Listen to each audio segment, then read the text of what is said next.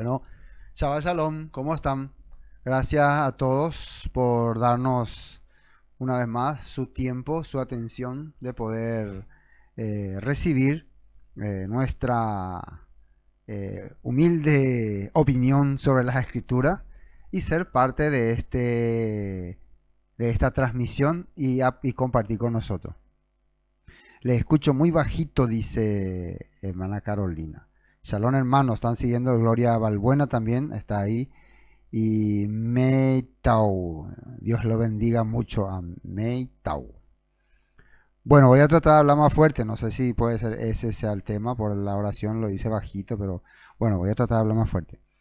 Bueno, a partir de ese momento vamos a comenzar a aprender y conocer lo que el Todopoderoso nos quiere decir por medio del libro de Hechos de los Apóstoles. Así que el capítulo 10 se trataba de Pedro y Cornelio. Pedro y Cornelio en Jope y en Cesarea. Y acá el tema fundamental, ¿cuál era? De mi perspectiva. Uno era ¿cómo se llama? Mata y come. Mata y come. Sí, Carlanga dice que se escucha bajito también. Si hay forma de alzar volumen, se puede, ¿no? Notarle que no se distorsione. Si es bueno que nos ayuden. El señor pastor hermano Cluroso para usted, Fernando Lamora. Gloria. Bueno, siguiendo con el tema. ¿Cuál es el tema? Levántate, Pedro, mata y come. Entonces muchas veces nosotros hemos pensado que acá se trataba acerca de la comida, que lo que el Todopoderoso estaba haciendo era limpiando la alimentación. ¿De qué alimentación hablamos? De la alimentación, el estilo de comer que tiene el pueblo hebreo es que está en Levítico. Y que a partir de este momento ya eso se cortó y se terminó. Pero esto es más que la alimentación. El libro de la Torá tiene el propósito de preparar un pueblo, o tuvo el propósito de preparar un pueblo para que ese pueblo sea santo, para que ese pueblo sea perfecto y para que ese pueblo sea luz entre todas las naciones. No es como hoy en día creen mucho en el judaísmo, que el Todopoderoso eligió al pueblo para que ellos sean el único pueblo que tenga los beneficios de tener un creador. No, ellos fueron un instrumento, está clarísimo en toda la escritura, en la misma Torah. Y prueba de ello es que muchas veces ellos se encontraron con muchos pueblos, con muchas personas, que cuando decidieron aceptar, no al pueblo solamente, sino la fe que ese pueblo tenía en ese creador, esas personas se hicieron parte de esas promesas, recibieron esas promesas y también pudieron alcanzar la bendición. Y ese era el objetivo. Y muchos profetas le reclamaron eso a muchos judíos, de que ustedes, en vez de ir en busca de las ovejas que se habían perdido, ustedes se alimentan o se aprovechan de las ovejas. Bueno, entonces, ahora en el momento en que Todopoderoso está restaurando el corazón de muchos gentiles, para que esta promesa que era también para ellos se vaya acercando a ellos, promesa que está en la Torah, ya la hemos visto varios versículos, promesa que está en los profetas, se va desarrollando aquí en el Tanash, en forma detallada. Bueno, y el versículo 15 dice, volvió la voz en la segunda vez, lo que Dios limpió, no lo llames tú, como estamos en el capítulo 10. Bueno, finalmente Pedro se encuentra con Cornelio. Cornelio le trata muy bien. Y hay otro texto acá que dice, seguimos en el capítulo 10, ¿no? Para recordar. Versículo 27, pues, hablando con él entró y halló muchos que se habían reunido y les dijo, miren lo que Pedro dice, vosotros sabéis cuán abominable es para un varón judío juntarse o acercarse a un extranjero. Pero a mí me ha mostrado Elohim que ningún hombre llame común o inmundo. Y este es el título que hoy le dimos a este estudio. Lo que Elohim limpió, no lo llames tú común. Lo que Elohim limpió, no lo llames tú común o inmundo. Acá vamos a ver esa palabra común o inmundo. ¿A qué se refería? Y esto de no juntarse o no participar con un pueblo gentil no era parte de la Torá como muchos creían. Era parte de una interpretación que hicieron muchos en el judaísmo. Bueno, finalmente Pedro le habló la palabra. Por ejemplo, dice acá el versículo 42, y nos mandó que predicásemos al pueblo y testificásemos que Él es el que Elohim ha puesto por juez de vivos y muertos. De este dan testimonio todos los profetas, que todos los que en él creyeren recibirán perdón de pecados por su nombre. Mientras aún hablaba Pedro estas palabras, el Espíritu Santo cayó sobre todos los que oían el discurso, y los fieles de la circuncisión que habían venido con Pedro se quedaron atónitos de que también sobre los gentiles se derramase el don del Espíritu Santo. Y bueno, hay dos formas de entender esto: de la manera más radical cristiana o de la manera más abierta torádicamente. Así.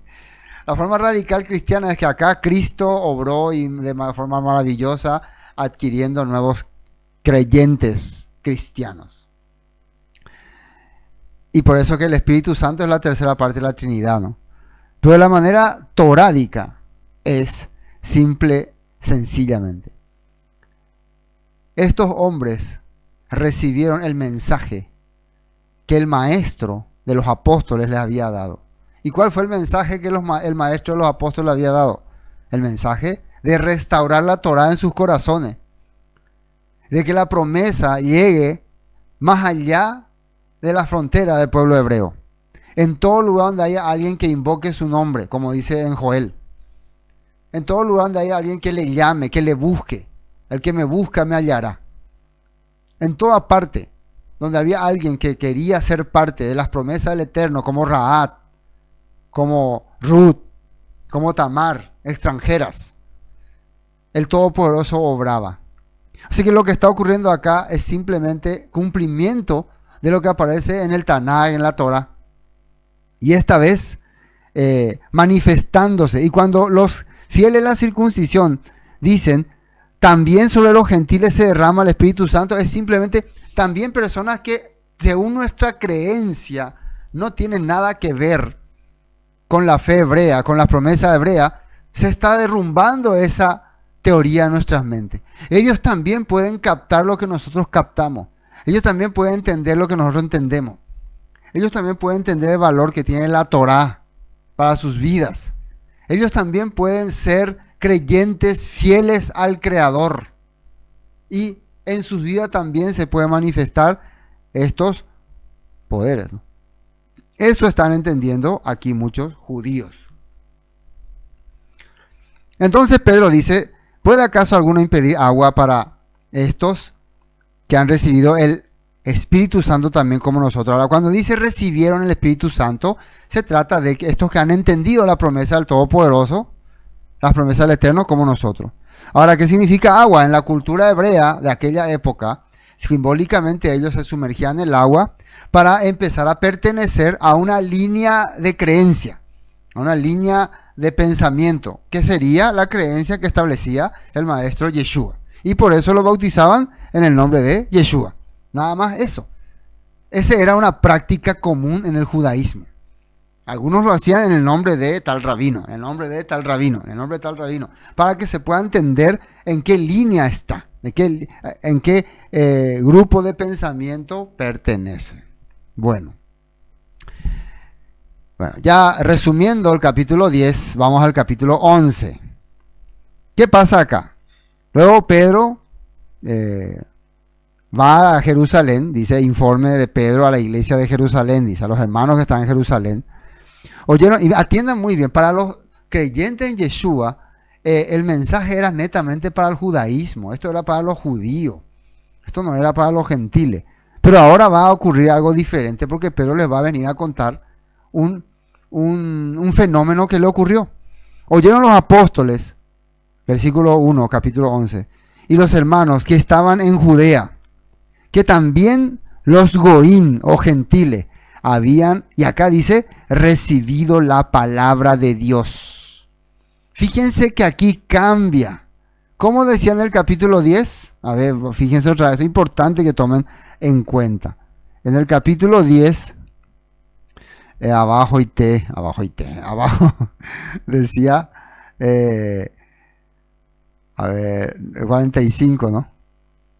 Y los fieles de la circuncisión que habían venido con Pedro se quedaron atónicos de que también sobre los gentiles se derramase el don del Espíritu Santo, dice. O mientras aún hablaba Pedro estas palabras, el Espíritu Santo cayó sobre todos los que eran el discurso. Entonces, ¿se dan cuenta acá? Todo Espíritu Santo cayó, el Espíritu Santo cayó. Y yo les expliqué que eso se trataba de la palabra que ellos han recibido entendimiento. Ya, no digan, no, pastor, vos estás equivocado, no, ese es el Espíritu que cayó sobre ellos y que los les hizo bla, bla, bla, bla, bla, temblar así. Pero viendo nomás ya el capítulo 11, cuando ya llegan a Jerusalén, cuando escuchan el comentario, ¿qué dice ahí? Oyeron los apóstoles y los hermanos que estaban en Judea, que también los gentiles habían recibido el Espíritu Santo, dice ahí. ¿El don del Espíritu Santo? No, habían recibido la palabra, la Dabar de Elohim. Dabar de Elohim. Dabar de Elohim. Eso habían recibido. Entonces todavía muchas personas, hoy en día todavía bueno, es que como tanto tiempo nosotros hemos oído del poder del Espíritu, como nos hemos hecho tan pentecostal. A ver.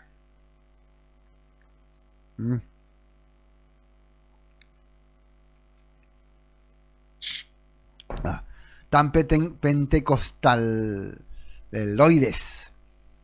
Todo es para nosotros manifestación. Está bien.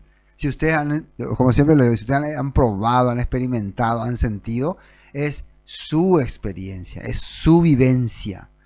Pero diferente es cuando queremos hablar de lo que ocurre en la Escritura, lo que ocurrió en la palabra, lo que la Escritura nos quiere narrar y nos quiere decir. Es muy diferente. Entonces, ¿qué habían recibido los goín, los gentiles en Cesarea? ¿El Espíritu Santo o la Dabar de Elohim? ¿Qué habían recibido? Respondan ustedes. ¿El Espíritu Santo o la Dabar de Elohim? A menos que el Espíritu Santo sea la Dabar de Elohim. A menos que eso sea. Pero bueno, vamos a la nota 1. Nota 1. Hechos 10:44, mientras aún hablaba Pedro estas palabras, el Espíritu Santo cayó sobre todos los que oían el discurso. Acá sale Espíritu Santo. En 11 sale la Dabar de Elohim. Veamos lo que dice Isaías 28:10, lo que tenía que ocurrir, lo que el profeta había recibido como mandato para declarar al pueblo. Una y otra vez nos repite todo, línea por línea, reglón por reglón, un poco aquí, un poco allá. Se refiere a la Escritura.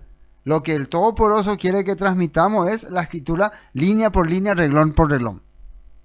Ustedes pueden buscar más en el capítulo 28, esta palabra es para los ebrios de Efraín, dice. Ebrios de Efraín.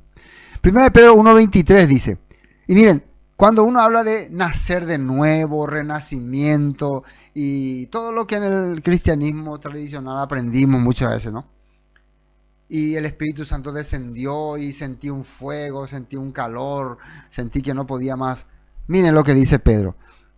Siendo renacidos, no de simiente corruptible, sino de incorruptible. ¿Cómo? Por la palabra de Dios que vive y permanece para siempre. El nacimiento de nuevo no es una experiencia,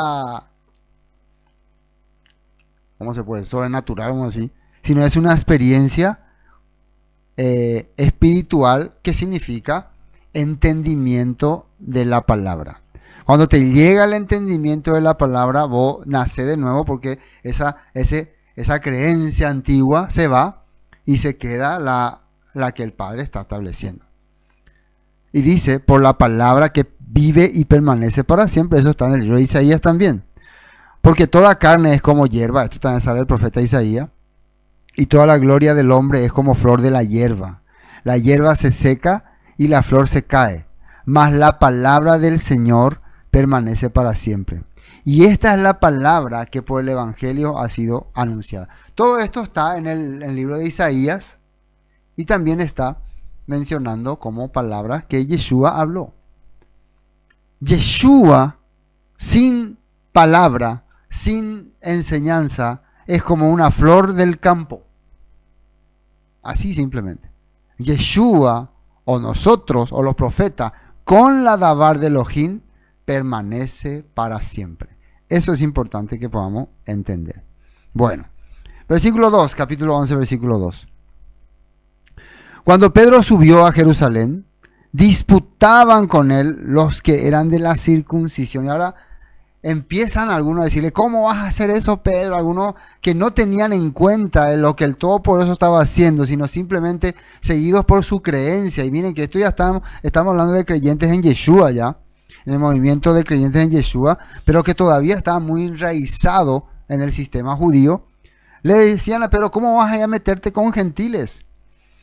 Vamos a la nota 2. Así que cuando Pedro regresó a Jerusalén, los creyentes judíos lo criticaron.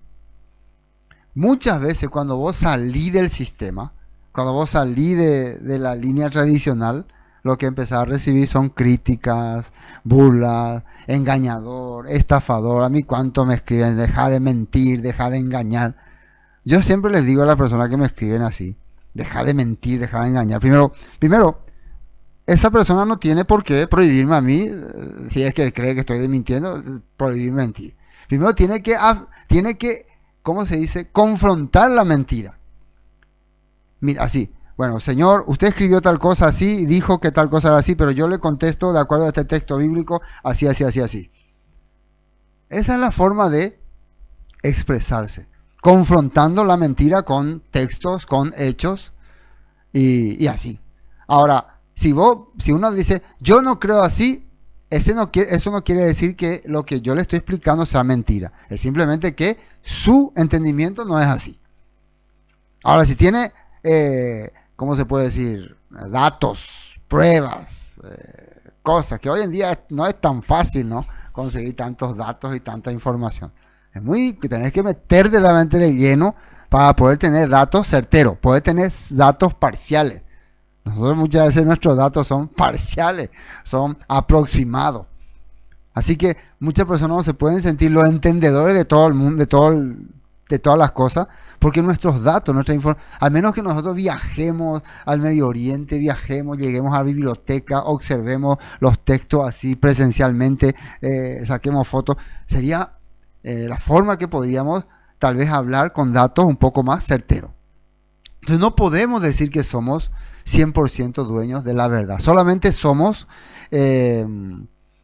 pensadores de acuerdo a la información que recibimos o que nos transmiten. La información que yo les transmito no es para que les cambie 100% y les dé una idea de así es, sino para que ustedes vayan abriendo su entendimiento y también se les abra la posibilidad de poder aprender más. Sobre todo, que el conocimiento sea algo que les ayude a servir a otras personas. Bueno, le empezaban a criticar, diciendo, versículo 3, ¿por qué has entrado en casa de hombres incircuncisos y has comido con ellos? Primer punto, menospreciados por ser incircuncisos. Había algún movimiento que decía que no, ellos ya eran circuncidados, los que defienden la circuncisión. No, Cornelio y toda su gente eran incircuncisos. Hay otros que comentan que la palabra incircunciso solamente se refiere a decir gentiles o algo así, o que no son del pacto. No, incircunciso, cuando usa incircunciso es porque es incircunciso carnalmente. Y para ellos muchas veces esto representaba no pertenecer a la línea, ¿cómo se puede decir?, radical del judaísmo. No pertenecer a la línea radical del judaísmo, porque existían, en la época de Yeshua por lo menos ya existían varias líneas. Inclusive había una línea que era más helenística, más arrastrada a la cultura helenística o griega. Había otros que tenían cultura más samaritana, más, ¿cómo se dice?, como los esenios, varias posturas había. Acá estamos viendo a un grupo de creyentes muy radicales en el tema de la circuncisión. Porque ahora le reclaman por qué entraste a compartir con gente incircuncisa y peor, has comido con ellos. Vamos a la nota 3. Esto quería compartir para que vean que hasta en la actualidad el judaísmo sigue profesando esa tendencia de, aunque no todos, ¿no? Esto no quiero generalizar, hay muchos judíos que ya se han abierto a la sociedad, ya han entendido que la misión del pueblo judío es ser luz entre las naciones, no es ser separatista ni apartarse. O sea, claro, ellos se separan siguiendo la Torah, pero su objetivo es ser luz y muchos han hecho cosas maravillosas. Pero quiero mostrarles nada más algo que está en el escrito judío. Vamos a la nota 3. Nota 3. Nota 3. Dice, tratado judío según los sabios dijeron en el Talmud babilónico. Esto estaba escrito en el Talmud babilónico, tratado del Sanedrín 58b. Así está, así se dividen los tratados ahí en el Talmud babilónico. Dice que un no judío, eso es lo que creen en este Talmud, un no judío que cuida el Shabbat es como si merece pena de muerte.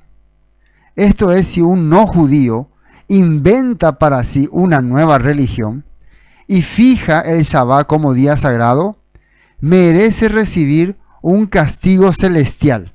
Ver Rashi allí y Ramban, Malachim 10:9. Esos son los textos donde aparece, sería comentarios de Rashi. Esos eran grandes sabios y Ramban, sabios del judaísmo. Para estos sabios, el gentil que decide guardar el Shabbat está formando una nueva religión y es digno de muerte. Hasta esa postura ellos llegaban. Para ellos, o sea, nosotros por ejemplo si decidimos guardar el Shabbat, somos dignos de muerte, ¿no? Y yo solamente comenté esto porque hay otro montón de posturas. Por ejemplo, diciendo por qué has entrado en casa de hombre incircunciso y has comido con ellos. Una de las razones era porque para los judíos, los gentiles no cuidaban ciertos detalles que ellos consideraban muy sagrados, como el lavamiento de las manos, en forma ritual, claro, como las cosas tamé, que eran las inmundicias, las mujeres en su periodo menstrual o hombres con su flujo, y otras cosas, ¿no? Muchísimas cosas que cuando nosotros compartimos Levítico habíamos hablado eso. Entonces ellos creían que cuando vos entrabas a la casa de un gentil, todo eso era contaminado, todo estaba contaminado, acá puede estar todo contaminado. Entonces increíblemente a medida que más radicales ellos eran, más inmundo le veían a los gentiles. Poco a poco ya merecedores de menosprecio, aunque nos parece duro lo que estamos diciendo, pero es la realidad. En el mundo, en algunos movimientos judíos, no todos, estoy explicando todo, han llegado tan radicales a pensar que los gentiles solo existen para servir a los judíos. O sea, la existencia de un gentil es solamente para servir a un judío. Y este movimiento, recuerden, estos son movimientos radicales. No significa que sea el judaísmo o el pueblo, o la mentalidad del pueblo hebreo, mucho menos del creador ni la Torah. Son movimientos que se fueron levantando y que adquirían poder, adquirían fuerza, y su forma de pensar la inculcaban en sus hijos y en sus prosélitos, y que después ellos la transmitían. Y este era un debate. Miren que ahora esto está dentro de el movimiento de creyentes en Yeshua. Para que ustedes tengan una idea, a pesar de que ellos estaban creyendo en Yeshua como maestro, sus pensamientos seguían siendo los mismos. En el judaísmo hay una cosa muy interesante, que vos podés tener diferentes pensamientos, pero siempre ser parte del mismo movimiento. Esa es una forma que ellos tienen. Entonces, aunque acá están teniendo diferentes pensamientos, pero todos se consideran judíos. Y la única diferencia que más adelante se haría era que ellos eran, o sea, no serían cristianos, serían seguidores de un maestro llamado Yeshua. Así como había otros que seguían a otros maestros. De la misma forma también. Entonces, eso es muy importante que podamos entender. Esto está entonces en versículo 3. Ahora, versículo 4. Entonces comenzó Pedro a contarles por orden lo sucedido, diciendo. O sea, ahora Pedro les va a relatar lo que pasó, lo que ocurrió. Esperen un rato antes de que me critiquen. Yo les voy a comentar lo que ocurrió, lo que sucedió. Yo les voy a decir. Así que presten atención. Muchas veces nosotros juzgamos, determinamos ya un determinado juicio sin antes escuchar, oír. Tenemos que abrir nuestra mente para escuchar. Ahora, este es el relato. Lo mismo que aparece en el capítulo 10. Estaba yo en la ciudad de Jope orando y vi un éxtasis, una visión, ¿no? Algo semejante a un gran lienzo que descendía que por las cuatro puntas. Era bajado del cielo y venía hasta mí. Cuando fijé en los ojos, consideré y vi cuadrúpedos, animales terrestres, y fieras, y reptiles y aves del cielo. Y oí una voz que me decía, levántate, Pedro, mata y come. ¿Y qué respondió él? Y dije, Señor, no, porque ninguna cosa común o inmunda, atiendan bien acá, aparece dos palabras, común o inmunda, entró jamás a mi boca. Entonces, Pedro, entendiendo que esto se trata de quebrantar la ley de la comida kosher, dice, jamás yo comí algo común o inmundo. Común sería algo que no tiene mucha importancia, mucho valor, e inmundo sería algo que contamina, que te puede contaminar.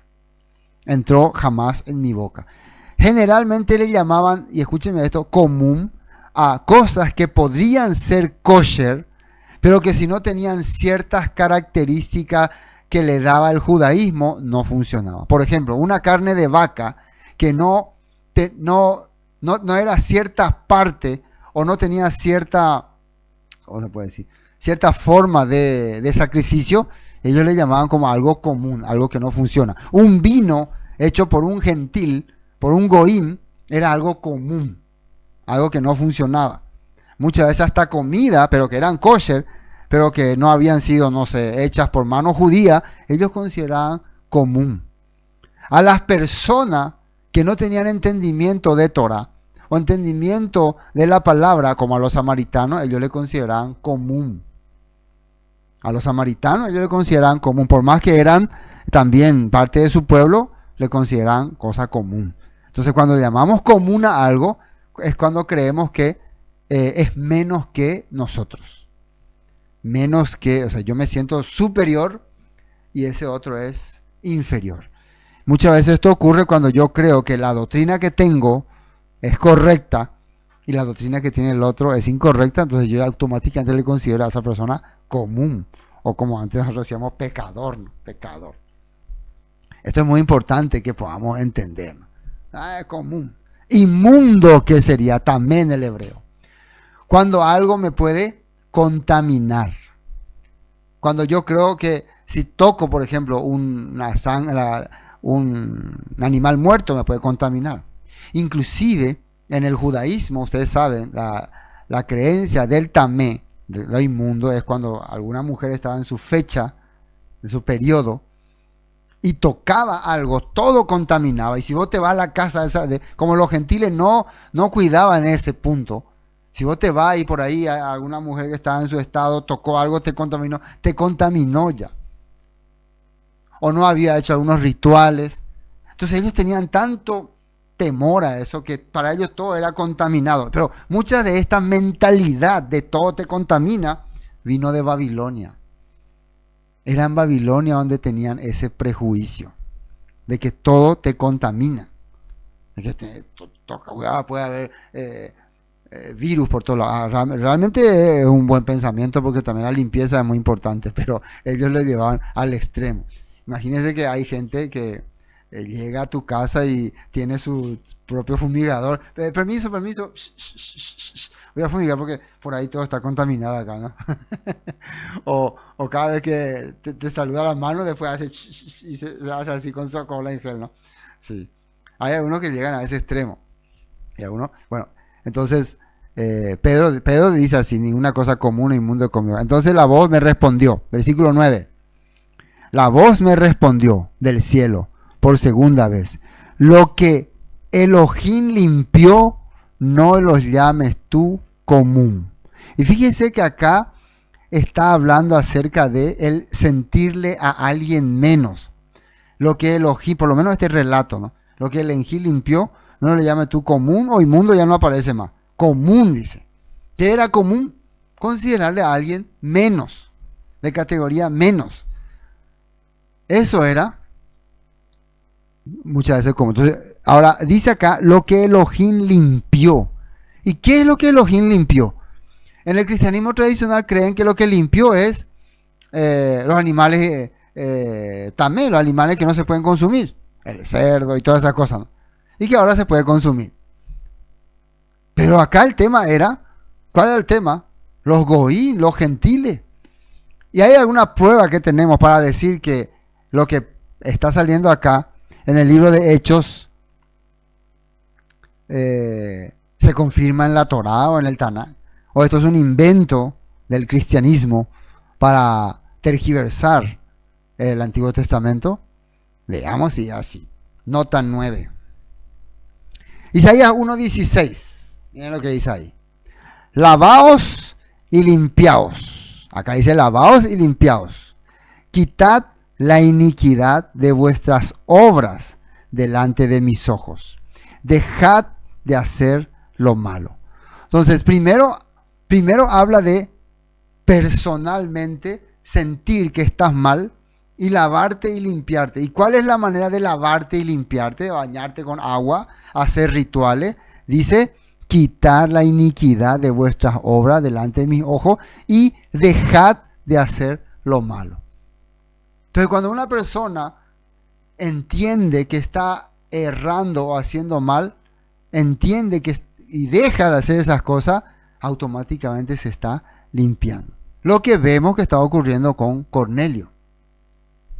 Isaías, seguimos, 1:17. Aprended, es una cosa importante, aprended a hacer el bien. El bien no aparece de por sí. Una vez que vos te das cuenta que estás haciendo mal, vos podés aprender a hacer el bien. ¿Y cómo aprender? Instruyéndote, recibiendo la guía, recibiendo la Torá. Eso es lo que dice. Aprended a hacer el bien, buscad el juicio, restituid al agraviado, haced justicia al huérfano, amparad a la viuda. Entonces vemos que todo lo que la Biblia está hablando como ideal para restaurar tu vida, para limpiar tu vida, ahora vemos eso en la vida de Cornelio. ¿Qué estaba haciendo él? Estaba haciendo limosna al pueblo, ayudando a los más necesitados, y eso llegó hasta el Todopoderoso. Él estaba haciendo eso. Él estaba agradando al Padre, él estaba limpiando su corazón. Venid luego, dice, una vez que tu vida empieza a restaurarse, dice el Eterno, y estemos a cuenta. Y acá algo muy importante, si vuestros pecados fueren como la grana, como la nieve serán emblanquecidos. Si fueren rojos como el carmesí, vendrán a ser como blanca lana. Atiéndame, voy a hablar una cosa que quiero aclararles.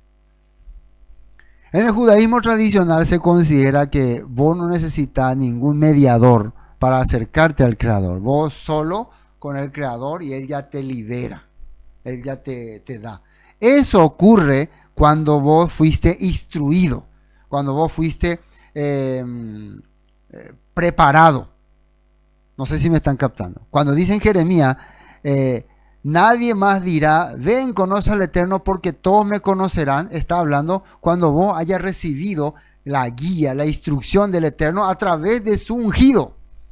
Cuando su elegido, su mensajero te haya instruido, te haya preparado, haya puesto en tu corazón su Torá, vos vas a poder dirigirte a él directamente. Pero antes de eso, vos sos una oveja perdida, una oveja que no tiene rumbo y que camina sin rumbo. Por eso necesita una persona, un mediador, alguien que intervenga. Ese era el papel del Cohen Hagadol. Por eso el Padre estableció un Cohen Hagadol, para que pueda guiar al pueblo hacia el Creador. Una vez que le guiaba hacia el Creador, ya era él el que se encontraba con el Creador. El Todopoderoso estableció al profeta Isaías para traer nuevamente la instrucción a su pueblo que se estaba corrompiendo. Les estaba dando la enseñanza, les estaba hablando el mensaje. Una vez que ellos puedan entender primero su iniquidad, su falsedad, su pecado, restaurar su corazón. ¿Cómo? Por las instrucciones que le va a dar el profeta. Una vez que están ya preparados sus corazones, que dice ahí, venid luego, dice el Eterno, y estemos a cuenta. Si vuestros pecados fueren como la grana, como la nieve serán emblanquecidos. Si fueren rojos como el carmesí, vendrán a ser como blanca lana. Esto es lo que acaba de ocurrir con Cornelio. Él estaba restaurando su corazón, dejando de hacer iniquidad, acercándose al Todopoderoso o inclusive orando. Entonces aparece un intermediario para traerle el mensaje de que el Todopoderoso te estaba escuchando. El Todopoderoso te estaba siguiéndote. Y el Todopoderoso dejó su instructor para que te guíe a través de las reglas que establecen la Torá, que es la palabra. Entonces Pedro le habló de esa palabra que le habló el maestro Yeshua, que era la Torá, que eran los profetas, que no era nada más que eso. Esa era la palabra. La palabra de Dios es la Torá y los profetas y los salmos. No hay otra cosa. Y eso entendió Cornelio. Y ahora está a cuenta con él. Y él mira al cielo y agradece al cielo. Y en ese momento siente que el Rúa desciende sobre él. Y lo que hablaba en lengua probablemente era la manifestación que hacía agradeciendo al Padre. Señor, gracias. Gracias por darme este entendimiento. Gracias por enviarme este mensajero. Eso era. ¿Y por qué le mencionan a Yeshua? Porque es el maestro de quien ellos aprendieron. Nada más. ¿Y por qué le bautizan el nombre de Yeshua? Porque era una práctica que ocurría en aquella época. Nada más. Hoy en día nosotros hacemos el bautismo. Pero si no lo hiciéramos, no pasa nada. Pero lo hacemos. Nosotros tenemos también como seres humanos la tendencia a seguir ciertos rituales. Nos da identidad, nos da confianza, nos da protagonismo, nos hace sentir más bien. ¿Y por qué no lo haríamos? Así como en el judaísmo se sienten identificados cuando practican los rituales, en el Shabbat, lavamiento de manos, lavamiento de sal, liturgia, y es muy bonito y es muy lindo y le da identidad, pero eso no les hace mejores ante el Creador. Pero le da una identidad y le da una disciplina y que es excelente. Para mí es excelente. De la misma forma, a nosotros nos da identidad cuando hacemos nuestra inmersión, cuando hacemos nuestra oración y al final decimos en el nombre de Yeshua. Porque es de quien hemos recibido esta instrucción.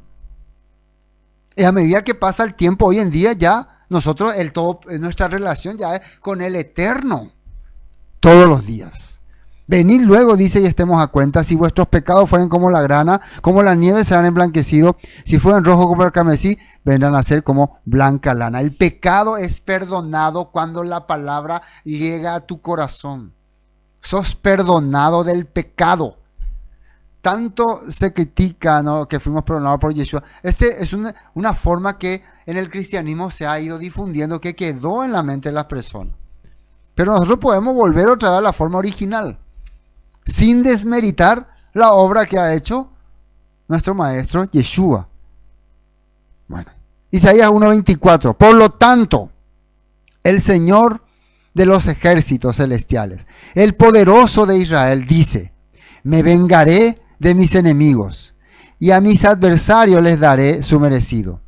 Levantaré el puño en tu contra, te derretiré para sacarte la escoria y te quitaré todas tus impurezas. En pocas palabras, te voy a limpiar. Eso es lo que está diciendo. Te voy a limpiar.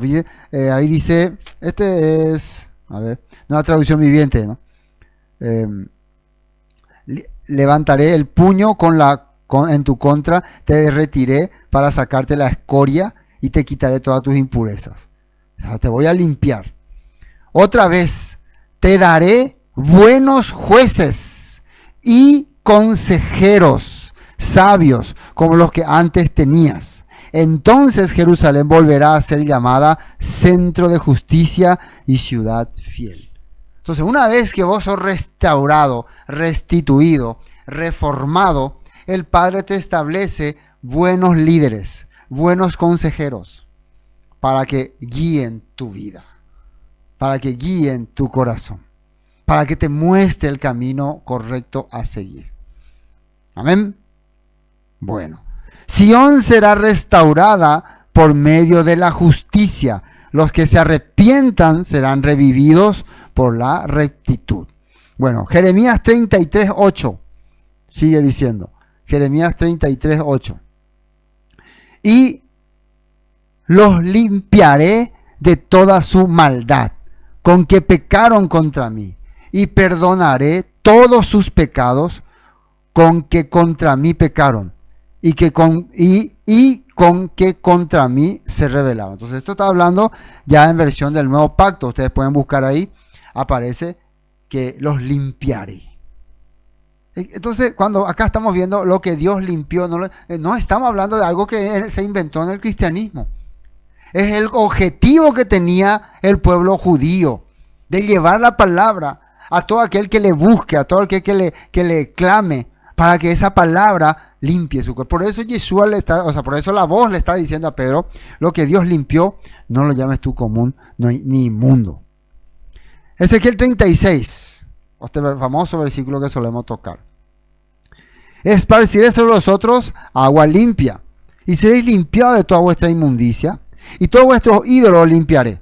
Os daré corazón nuevo, y pondré espíritu nuevo dentro de vosotros, y quitaré de vuestra carne el corazón de piedra, y os daré un corazón de carne, y pondré dentro de vosotros mi rúa, y haré que andéis en mis estatutos, y guardéis mis preceptos, y los pongáis por obra. Todo va a ser el Eterno. ¿Cómo? ¿Cómo va a ser el Eterno? A través de sus mediadores. ¿Quién te va a instruir? ¿Quién te va a dar la palabra del Eterno si vos sos una oveja perdida que no tenés rumbo? Tiene que ser alguien que te guíe, que te encuentra por ahí cuando vos estás clamando. El Padre le envía, anda, allá hay mi oveja que está llorando, anda a buscarle y darle mi palabra. Ese es el trabajo de los mediadores. Joel 3:20. Judá, en cambio, se llenará de gente, profecías para el futuro, para siempre, y Jerusalén perdurará a través de todas las generaciones. Perdonaré los crímenes de mi pueblo, que todavía no he perdonado. Y yo, el Señor, haré mi hogar en Jerusalén con mi pueblo. Dice acá, perdonaré los crímenes de mi pueblo, que todavía no he perdonado. Está el pueblo que entendió el mensaje del Todopoderoso, y estaba ese pueblo que se perdió entre las naciones, que algunos no quieren reconocer que existe, el pueblo que está perdido. Entonces a ellos también les voy a perdonar. Todavía no les perdoné, ¿por qué? Porque todavía no escucharon mi voz, todavía no se acercaron a mí. Pero cuando vayan acercándose a mí y vayan entendiendo mi corazón y escuchen mi voz, yo los perdonaré. Esto está hablando el profeta Joel, y esto es lo que está ocurriendo en el tiempo de Cornelio. Él está acercándose con toda su familia y la palabra le está perdonando. Juan 15:3, palabras de Yeshua. Ya vosotros estáis limpios por la palabra que os he hablado. ¿Qué es lo que nos limpia? La palabra. ¿A quién le limpia? Acá, ¿a quién dice Yeshua que le está limpiando? A los apóstoles. ¿Con qué le está limpiando Yeshua? Con palabra. ¿Qué palabra? Palabra que está en el Tana, mi palabra no es la mía, sino la palabra del Padre. Si Yeshua hablaba otra palabra que no era la que estaba en el Tana, los profetas, entonces él era un falso predicador, falso maestro, falso intercesor. Dice el versículo 4, permaneced en mí. Acá esta palabra mí en realidad significa en mi palabra, en mi enseñanza, y yo en vosotros. Como el pámpano no puede llevar fruto por sí mismo si no permanece en la vid, así tampoco vosotros si no permanecéis en mí. Hebreos 9:14. Y esta sería la parte más complicada de explicar, pero voy a explicar. Cuanto más la sangre de Cristo, el cual mediante el Espíritu Eterno se ofreció a sí mismo sin mancha a Dios, limpiará vuestras conciencias de obras muertas para que sirváis a Dios vivo. ¿Cómo es que la sangre de Cristo limpia nuestra conciencia? ¿Qué es la sangre? La sangre representa la vida de una persona, lo que esa persona vivió. Entonces, al derramar su sangre, su enseñanza está quedando como verdadera. Está confirmando lo que enseñó. Y si Yeshua nos vino y nos enseñó la forma correcta de seguir la Torá en un mundo que estaba viviendo totalmente en contra, y esa confirmación lo hizo dando su vida, entonces cuando habla la Biblia que la sangre nos limpia, quiere decir que la enseñanza de Yeshua está sellada y confirmada con su sangre. Eso es lo que la Biblia nos está queriendo decir. Primera de Juan 1:9. Si confesamos nuestros pecados, Él es fiel y justo para perdonar nuestros pecados. ¿Y qué dice ahí? Y limpiarnos de toda maldad. Porque salimos de ¿qué es pecado? Ir en contra de la Torá, de la instrucción. Confesar que sería darme cuenta que estaba en contra de la Torá. Señor, me doy cuenta que hice mal. Una vez que hice mal, entonces ahora viene lo correcto. Por eso dice, el Todopoderoso es fiel para aceptar mi reconocimiento de error y quitar toda esa maldad, limpiarnos de toda maldad. Bueno, ahora entienden por qué lo que Dios limpió, no lo llames tú común ni inmundo, porque ellos fueron restaurados por la palabra. Sigue hablando Pedro, y esto se hizo 3 veces y volvió todo a ser llevado arriba, al cielo. Y aquí luego llegaron 3 hombres a la casa donde yo estaba, enviados a mí desde Cesarea. Esto sigue contando Pedro el relato ya acá en Jerusalén, ¿no? Y el Espíritu me dijo que fuese con ellos, sin dudar. Fueron también conmigo estos 6 hermanos. Y entramos en casa de un varón, quien nos contó cómo había visto en su casa un ángel que se puso en pie y le dijo: envía hombres a Jope y haz venir a Simón, el que tiene por sobrenombre Pedro. Y él te hablará palabras por las cuales serás salvo tú y toda tu casa. Fíjense lo que Pedro está diciendo. Cornelio me contó que el ángel, que el mensajero de Dios, le dijo que un hombre como yo, Pedro, le iba a hablar davar, por las cuales él y toda su casa iban a ser salvos. En Hechos 10 sale, te dirá lo que debes hacer. Acá por lo visto se aclaró y el tema era que esta palabra, ahora, ¿qué significa salvo? Salvo en el contexto bíblico significa salir del sistema y volver al plan original. Regresar al plan del Padre.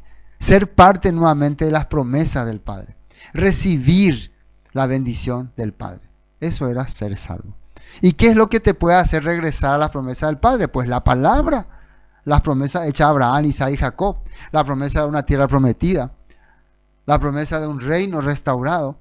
Todo eso te puede hacer regresar al Padre. Y eso fue lo que Pedro hizo. Y hizo que Cornelio se sienta muy agradecido. Y cuando comencé a hablar, cayó el Espíritu Santo sobre ellos, también como sobre nosotros al principio.